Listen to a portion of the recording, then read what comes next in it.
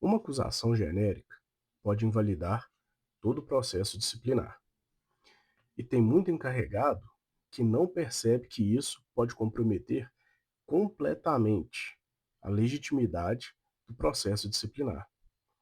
O mapa, ele orienta como evitar esse problema no artigo 304.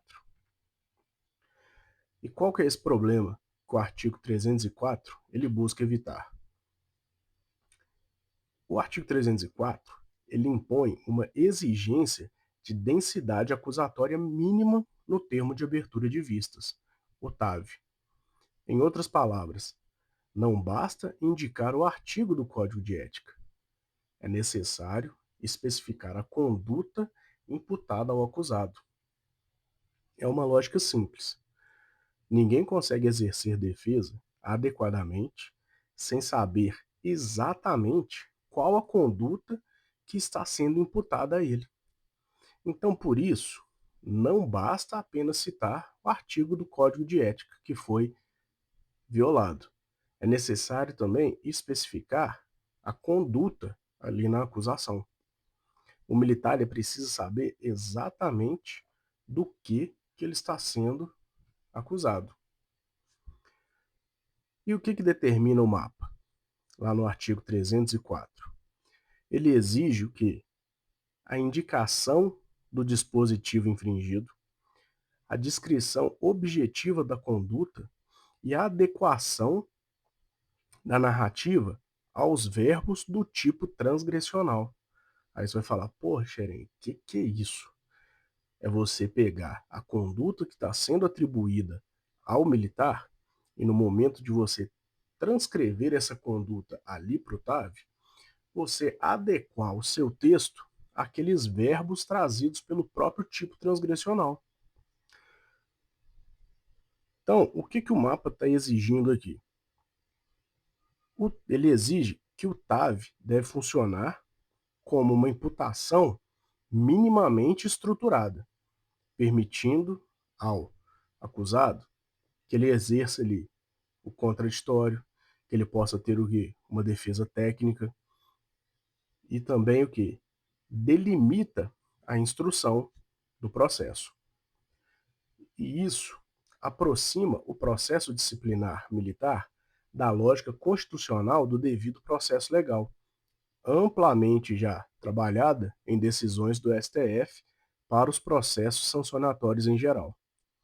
A jurisprudência da Suprema Corte tem reiteradamente afirmado que nos processos administrativos punitivos deve observar ampla defesa, contraditório, motivação, tipicidade administrativa mínima.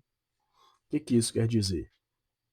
Que no processo administrativo sancionador, os princípios constitucionais eles devem ser rigorosamente observados, né?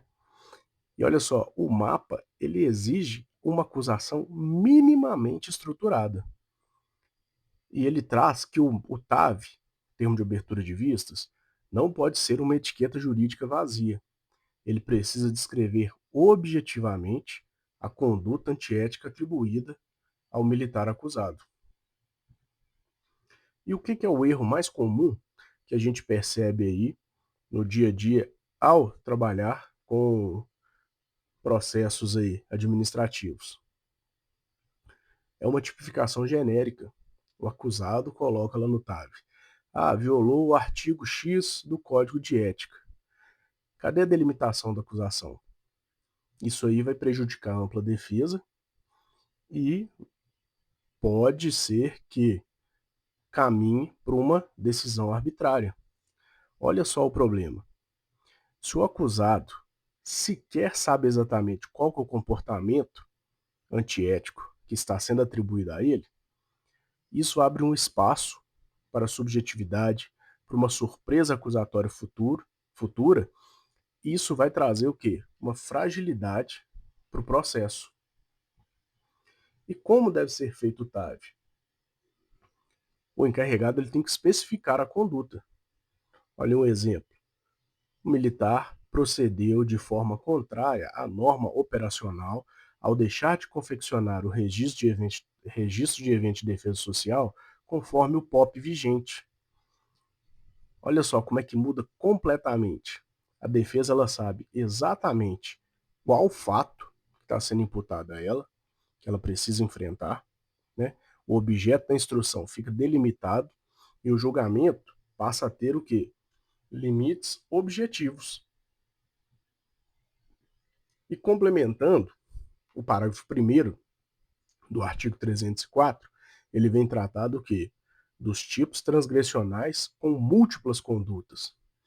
O que são eles aí? São aqueles tipos transgressionais que admitem várias condutas em uma mesma transgressão, né? E o mapa exige que o sindicante diga exatamente qual dessas condutas é que está sendo atribuída ao militar. Um exemplo que o próprio mapa ele traz é o artigo 14.2 do Código de Ética. Esse artigo possui 4 núcleos que podem ser violados.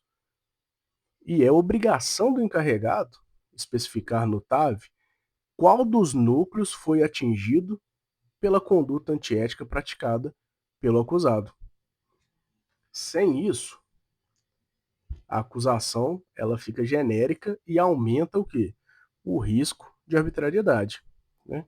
O processo disciplinar ele não pode funcionar com acusações genéricas. E esse talvez seja o ponto mais importante. Os processos disciplinares eles não podem funcionar com acusações vagas. Quanto mais aberta a imputação, maior é o risco de uma arbitrariedade ser praticada por parte da administração. E o parágrafo 2º, ele vem tratar dos tipos transgressionais em branco. E o que isso quer dizer? É quando o tipo disciplinar, ele exige uma complementação normativa. E nisso, o TAV tem que vir indicar qual que é essa outra norma que foi violada concomitantemente com o Código de Ética. E aí é bem amplo. Esse mar aí é muito grande. Por quê? Pode ser um POP, uma diretriz, uma resolução, pode ser um ofício que determinou alguma conduta específica. Mas o fato é, a norma que exige, o tipo transgressional que exige uma norma complementar, ela não pode vir sozinha. Quer ver? Como exemplo? Olha só, um exemplo inadequado. O acusado descumpriu norma de apresentação pessoal. Qual norma? O que ele fez de errado? Olha um exemplo adequado. O militar, acusado, descumpriu o item X do regulamento de uniformes ao utilizar barba fora do padrão regulamentar. Olha a diferença. A acusação deixa de ser abstrata e passa a ser concreta.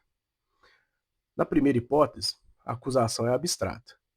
Na segunda, existe ali uma conduta concreta e uma norma complementar claramente identificada. Com isso, o acusado ele já consegue exercer a sua defesa ali de forma mais técnica, né? Ele vai conseguir atacar exatamente aquilo que ele está sendo acusado. E nisso surge também, com o parágrafo 3º, a previsão de que pode ocorrer o quê? Uma mudança da tipificação ao final da instrução probatória. Caso ocorra essa alteração ou adequação do enquadramento, obrigatoriamente deve ser realizado novo termo de abertura de vistas ao acusado, com o novo enquadramento, né? E isso não é o quê?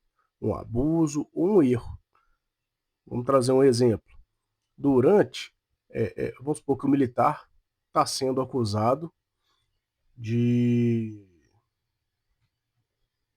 faltar, de atraso ao serviço. Instaura-se o processo cabível. No decorrer do processo, vê que o militar ele não se atrasou, ele abandonou o posto dele ali. Ele se afastou injustificadamente do local para o qual ele estava escalado. olha só, pode mudar, mudou, mas aí o que vai ter que acontecer? Abrir o TAV para ele com esse novo enquadramento. Então, olha só, se a gente não abre esse TAV com o novo enquadramento, o que acontece? O militar ele se defendeu de um possível atraso. E chega lá no final, o que vai estar sendo julgado? Um afastamento injustificado, um abandono de posto. É completamente diferente o tipo transgressional. E isso viola a ampla defesa e o contraditório do militar.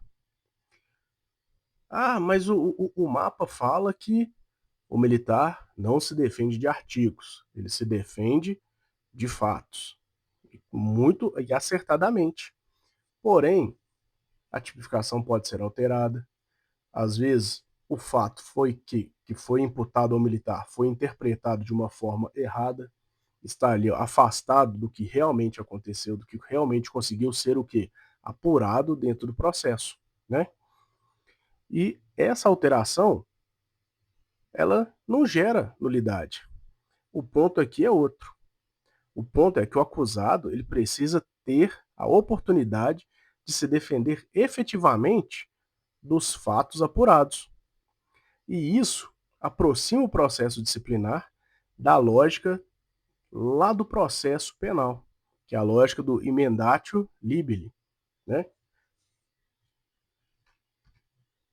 E como que isso guarda relação com o devido processo legal? Como a gente já disse, o STF possui entendimento consolidado de que processos administrativos punitivos eles devem observar rigorosamente as garantias constitucionais mínimas. E o poder disciplinar, o poder sancionatório, ele não é ilimitado. O problema começa aqui quando a administração altera, não altera, última forma aí. O problema começa quando a administração altera não apenas a capitulação jurídica, mas os próprios fatos da acusação. Aí vai surgir uma violação à ampla defesa e ao contraditório. E vai trazer o quê? Uma incongruência aí para dentro do processo, que provavelmente vai fazer com que os autos retornem ao encarregado para sanar esse erro.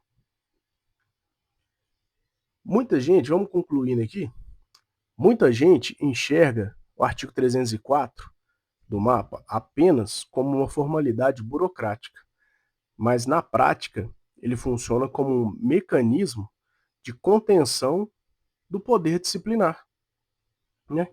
Ele impede acusações vagas, ele fortalece o contraditório, ele aumenta a legitimidade do processo disciplinar, né? Ele vai o quê?